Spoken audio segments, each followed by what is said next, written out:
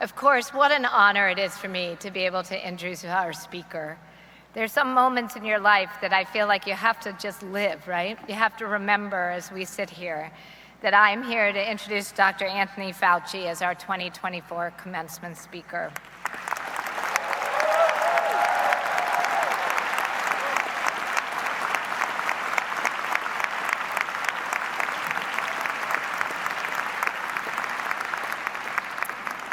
I will say it occurs to me at this moment that I should have told my kids and they could have been watching, but next time, Tony, we're gonna do that, okay? Dr. Fauci is a native New Yorker, born in Brooklyn, who completed his undergraduate degree at the College of the Holy Cross in Worcester, Massachusetts, and his MD degree at Cornell.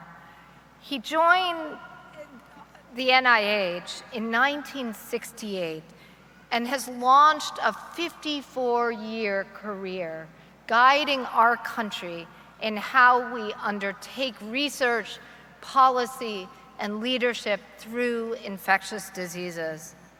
He was a deputy director, clinical director before he became in 1984. And as director, he served for 39 years, advising 7 US presidents until he retired in 2022.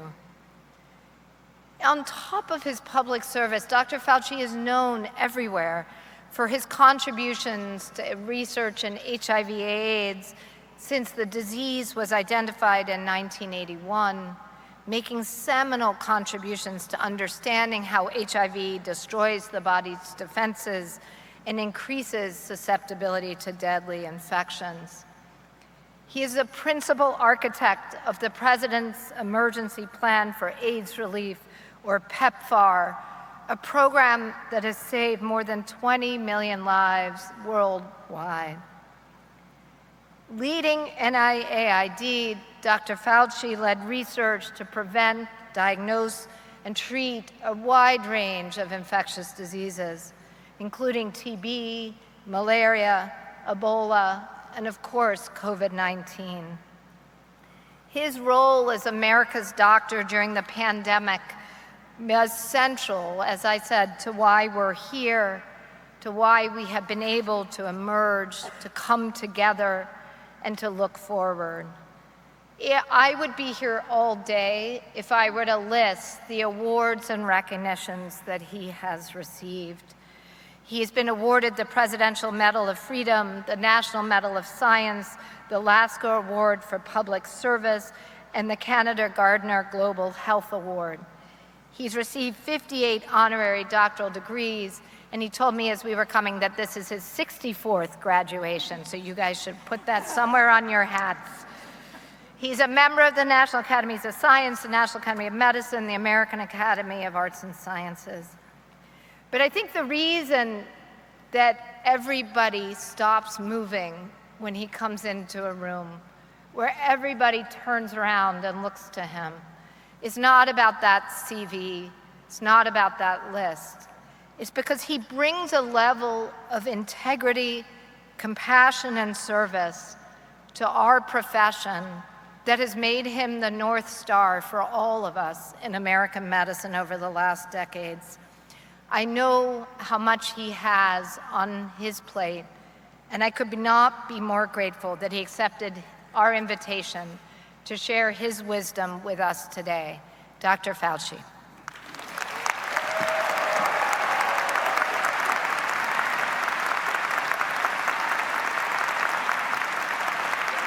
Thank you. Thank you. Thank you. Thank you. Thank you. Thank you, Dr. Armstrong, for that very kind introduction. Members of the faculty and distinguished guests, family members and friends of the graduates, and of course you, the 2024 graduating class of the Columbia University Vagelos College of Physicians and Surgeons.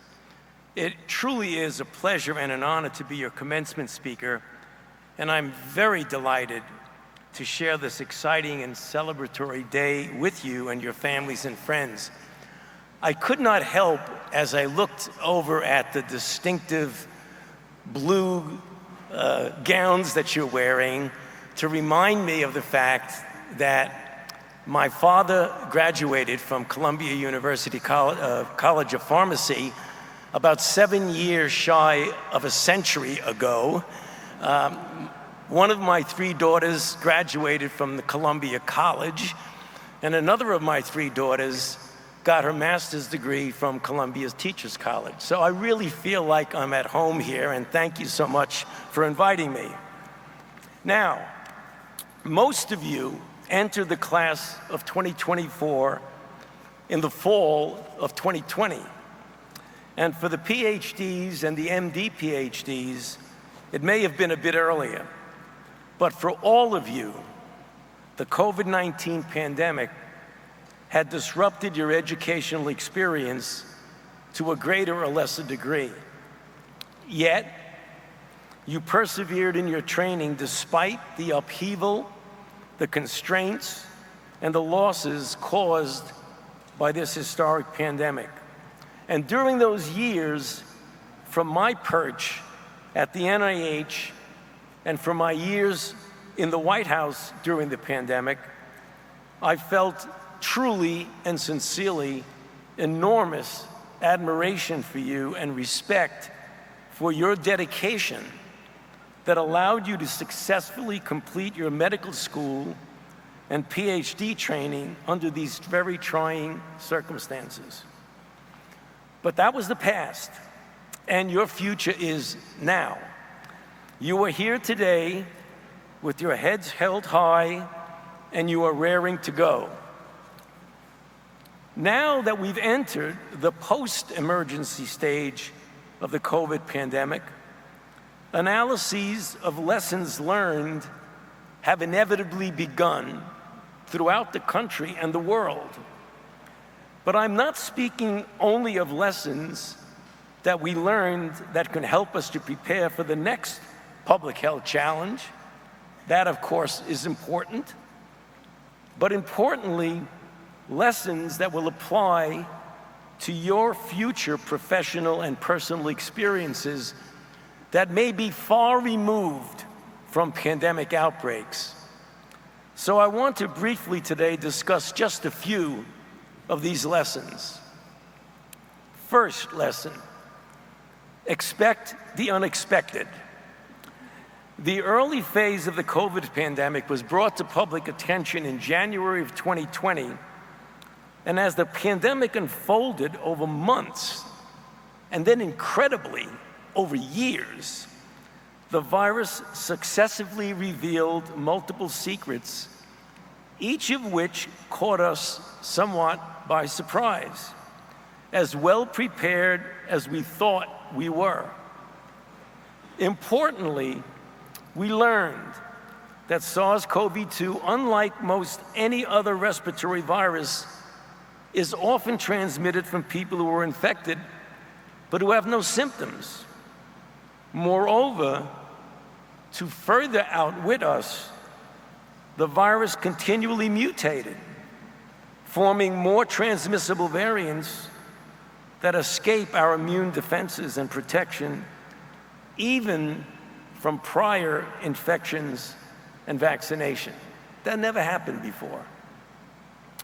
Each new revelation not only humbled us, but served as a stark reminder that when facing novel and unanticipated challenges in your life, as you all will, trust me, any predictions we might make about what will happen next or how a situation will evolve will have an air of uncertainty about them. But accepting that reality means also accepting the critical importance of being open-minded and flexible in assessing a situation as new information unfolds. Next lesson. You have been trained in science. Embrace it and beware of the insidious nature of anti-science. So over the past few years, you've been immersed in scientific courses and schooled in the scientific method of inquiry.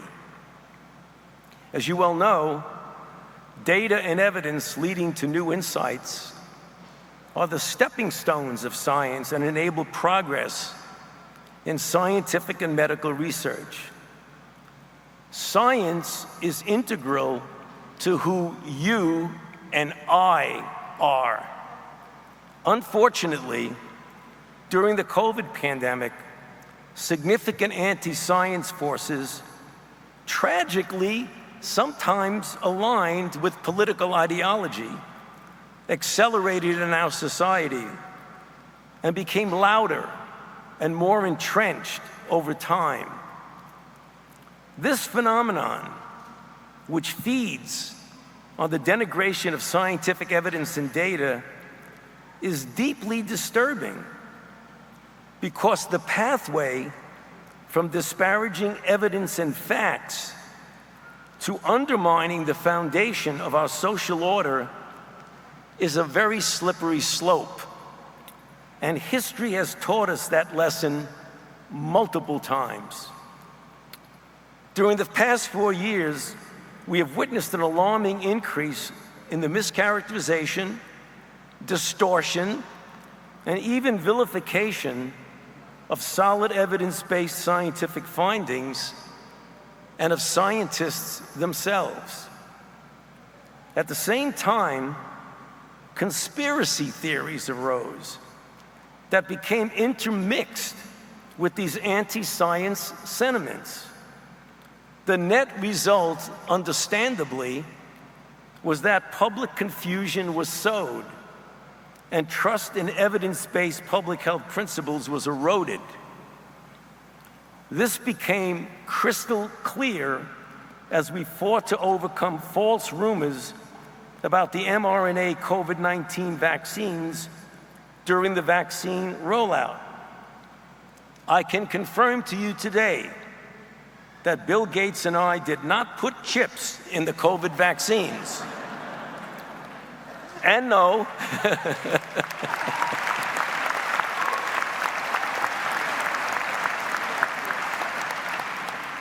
and no, COVID vaccines and vaccines are not responsible for more deaths than COVID itself. And now, not only in our country, but worldwide, the disparaging of scientific evidence is threatening other critical aspects of public health that are important to us, including vitally important childhood immunizations. The recent measles outbreaks are really clear witness to that.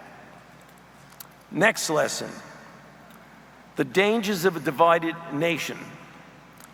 Now, as you have heard, I spent my entire professional career in Washington, D.C. as a scientist, a physician, and a public health official. That career path is fundamentally devoid of politics in the classic sense. Now, I have worked effectively over several decades with presidents and Congresses of both parties. But being in Washington over the past several years has allowed me to experience firsthand and be deeply troubled by the intensity of the divisiveness in our nation. Let me explain. We should not confuse diversity of opinion or political ideology with the divisiveness that we are currently experiencing in our country. What troubles me greatly is that differences of opinion or ideology have in certain circumstances been reflected by egregious distortions of reality. Sadly, elements of our society are driven by a cacophony of falsehoods, lies, and conspiracy theories that get repeated often enough that after a while, they stand largely unchallenged, ominously leading to an insidious acceptance of what I call the normalization of untruths. We see this happen on a daily basis, propagated through a range of information platforms, social medias, and enterprises who pass themselves off as news organizations. Now, you may wonder why I'm telling you this, because this issue is very relevant to you and me, since our professions in science and medicine, and hence our very identity, is anchored in data, evidence, and critical thinking. And we, as much or more than anyone else, need to push back on these distortions of truth and reality.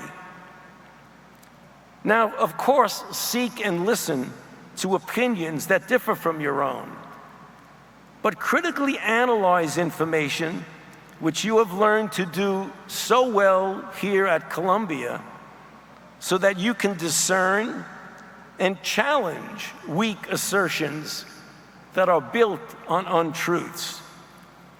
As future leaders in medicine and science, we are counting on you for that. Our collective future is in your hands. Now, let me leave you with a few more classic thoughts about our chosen profession. I refer to the fundamental principles that have guided generations of physicians, healthcare professionals, and scientists. Principles that are sometimes forgotten or neglected in the current technological world of modern medicine, and unfortunately, may be even more difficult to implement with the looming increase in the use of AI, as helpful as AI might be. These are the principles that are the foundation of the joy and the beauty of our profession. I speak of integrity, unselfishness, perseverance, inquisitiveness, and a never-ending thirst for knowledge, with the patient as the focus and beneficiary of all that you do professionally, whether or not you're a healthcare professional or a basic scientist. Now, nearly a century ago, Dr. Francis Peabody told medical students at Harvard, sorry about Harvard, okay, one of the essential qualities of the clinician is interest in humanity, for the secret of the care of the patient is in caring for the patient. Simple words, but as true today as they were then. You and your humanity are the keys to optimal patient care. They are integral to the path that you have chosen. I have tried never to forget that, and I urge you to do the same. Even if you are not practicing medicine, but are a basic scientist, your integrity, your scholarship, and your commitment should be aimed at the advancement of knowledge for the good of humankind. Finally, I have been speaking to you over the past few minutes about issues that have a serious air to them. I want to close with a reminder that amid these serious issues, life holds the potential for much joy. Now, in the spirit of full disclosure, throughout my career, you cannot consider me the poster child for a good work-life balance. However, as my wife and daughters have told me, Dad, tell them to be happy. And so it is important that you allow yourself to cultivate this joy as much as you do your professional accomplishments. Find your sources of joy and really embrace them. Many of you will be in serious and important positions relatively soon, sooner than you expect. This is not incompatible with the fact that you have so many other things to live for and to be happy about. Reach for them and relish the joy. Congratulations to you, your families, and your loved ones. Good luck, and God bless you.